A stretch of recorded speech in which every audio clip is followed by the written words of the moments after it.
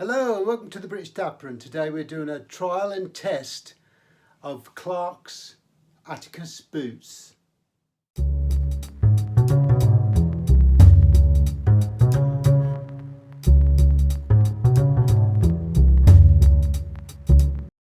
So some of you may remember about 6 months ago I had a meet and greet with some friends in London, and that was part of a collaboration between myself and Ash Jones of the Chap's Guide.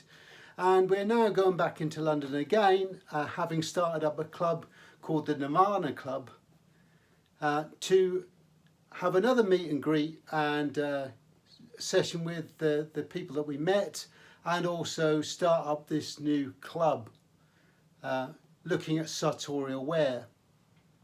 But because the last time I was there, if you remember, I had worn dress shoes and done a considerable amount of mileage in the day, and paid the price for that with blisters. So this time I thought, well, I'll go a little bit more casual and I'll use something that is going to be more beneficial for my feet. So I was thinking about something that's a little bit more padded, a little bit more relaxed, but I didn't want to go for those trainer type shoes or shoes that look like trainers.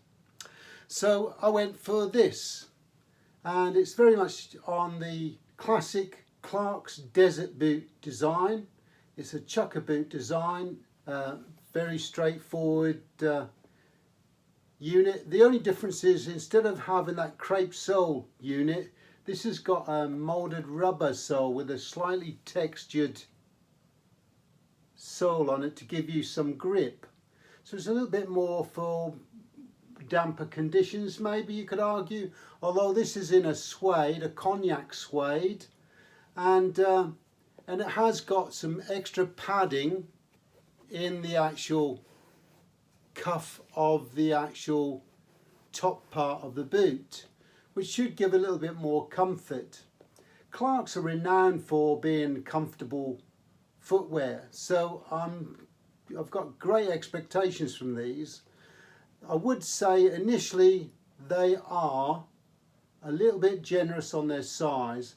This is a 7G, and normally that would be still quite a reasonable fit for me in the toe length. These are quite large in the toe area, and they are a much more relaxed fit, so I'm still confident that these should do what I want them to do, which is to give me some comfort and reduce the amount of risk of blisters whilst walking around London.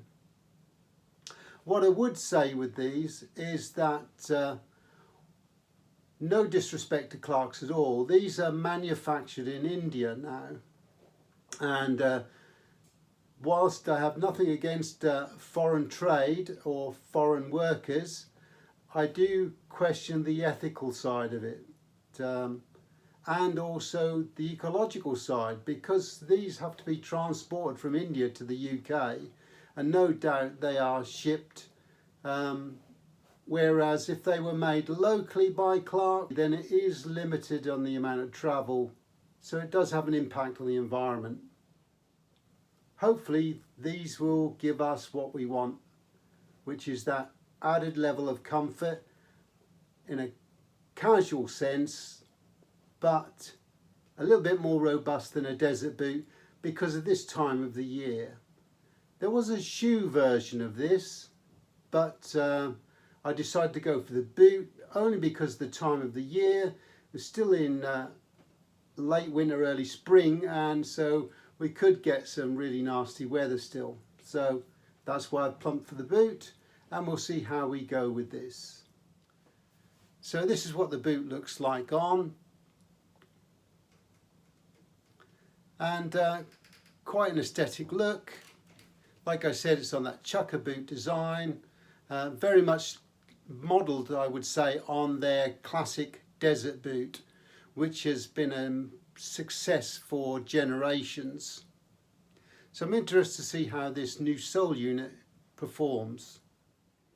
So here we are in London, several hours later, I've been walking around London, around Savile Row, around Jermyn Street, Piccadilly Arcade, Burlington Arcade, all around the landmarks. I went through to Buckingham Palace and also House of Parliament. So quite a lengthy excursion.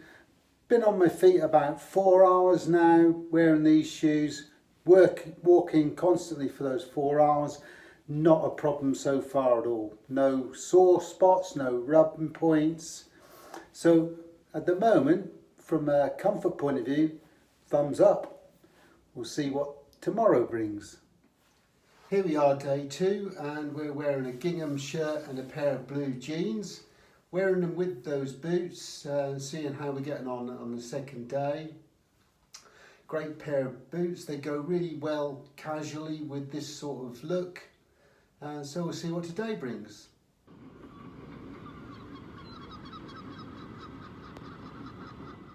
So as you can see, it's a little bit wet today, a little bit damp underfoot.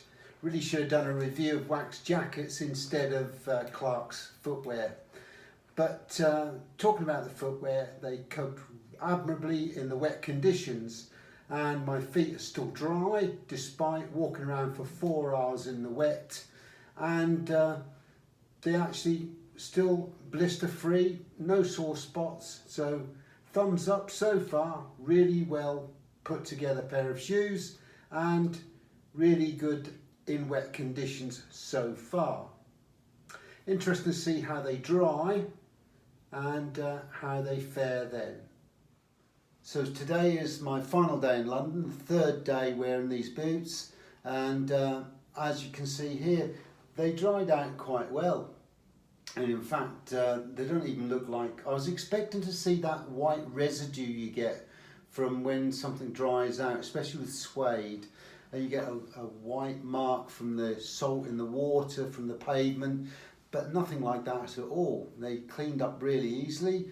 Quick brush with a suede brush after they've dried out, and still lovely fit, still feel comfortable, no blisters so far.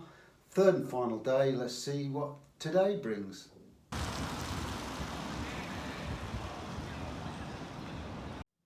So finally returned home after day 3 wearing these boots, and I've got to say the Atticus boots by Clark's, after 3 days wear, third day I gave about 12 miles work on them as well, and after 12 miles, 15, 3 days in a row, no blisters. I did have a little rub point on the back of my Achilles heel, but that was from the cuff of the shoe, and only because, believe it or not, my sock had rucked up without me realising, and about 6 miles it started to rub a little bit.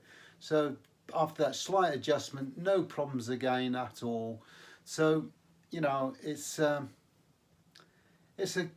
worthy boot to wear, I think, in a casual setting.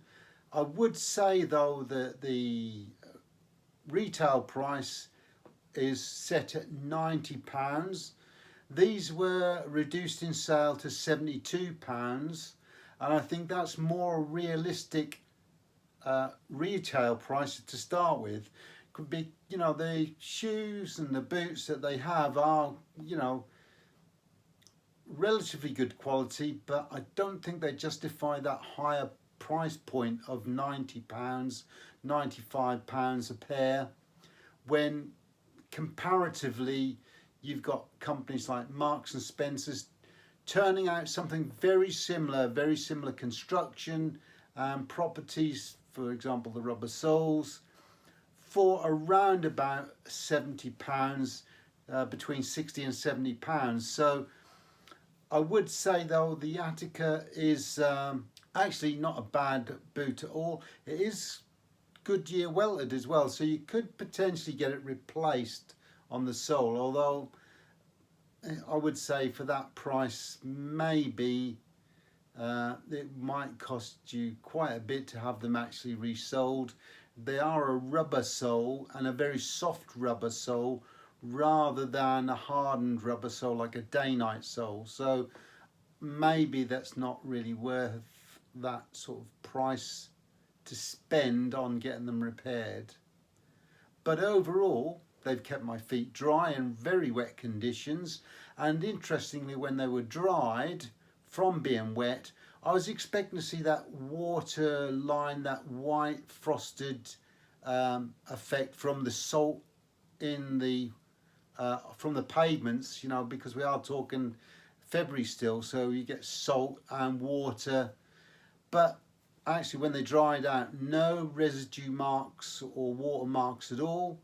I used a standard waterproof spray on them and a suede brush, just like you would a normal pair of shoes. Give them a quick brush over at the end of the day, and they look relatively as good as new. A little bit of wear on the sole, but they are a soft wear as well, really comfortable.